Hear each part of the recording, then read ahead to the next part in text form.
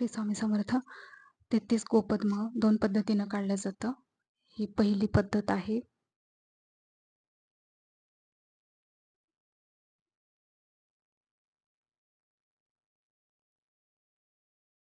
ही पहिली पद्धत आहे. वरती 11 पाऊलं काढायचे, परत 11 आणि 11 असे 33 होतात. तर दुसरी पद्धत बघू. यामध्ये हळदी-कुंकू किंवा रंग तुम्ही भरू शकता. रंग लाल आणि पिवळं सुंदर दिसतं आणि तसंच भरा. आणि दुसरी पद्धत आहे, आधी 7 काढायचेत, परत 6 काढायचेत बरं का. बऱ्याच जणांचं हे चुकतं. माझंही चुकायचं आधी. 7 काढले, परत 6 काढले, आता 5 काढायचेत. 4 आणि 5. परत 5च काढायचेत. 5 ची स्टेप आहे ना, ती 2 वेळा करायची आहे. आता 4.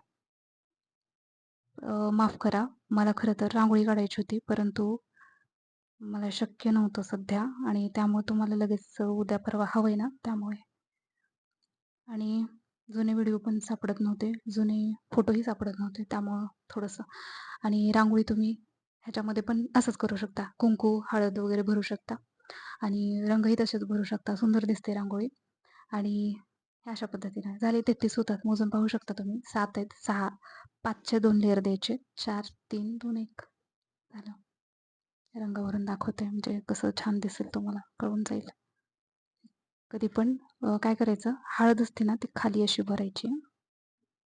पूर्ण आता तुम्ही भरा, सुंदर दिसेल. आणि एकाड एक करायचं, कारण त्याच्यावरती आपल्याला कुंकू भरायचं आहे ना, त्यामुळं.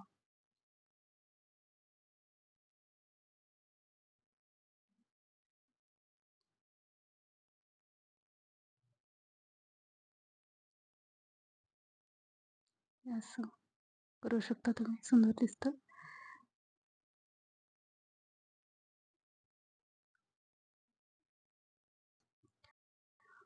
तुम्ही नेहमी करता कोणतीही रांगोळी काढताना तर त्याच्यावरती हे असं काढायचं स्वस्तिक.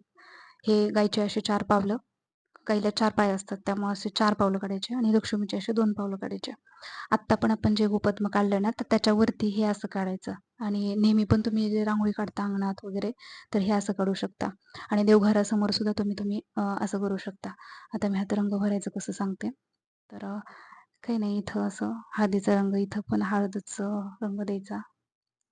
हळदी आणि कुंकू आपण असं समजलं जातं ना, ज्याला जसं आवडेल तसं करू शकता तुम्ही. असं काही नाही, मी जसं सांगितलं तसंच करावं असं काही नाहीये. पण हळद याच रंगाने रांगोळी उठून दिसते आणि सुंदर दिसते. असं करू शकता तुम्ही. धन्यवाद. आणि परत रांगोळी काढण्याचा मी नक्की प्रयत्न करेन. पण सध्या वेळ नव्हता. समजून घ्याल अशी आशा आहे.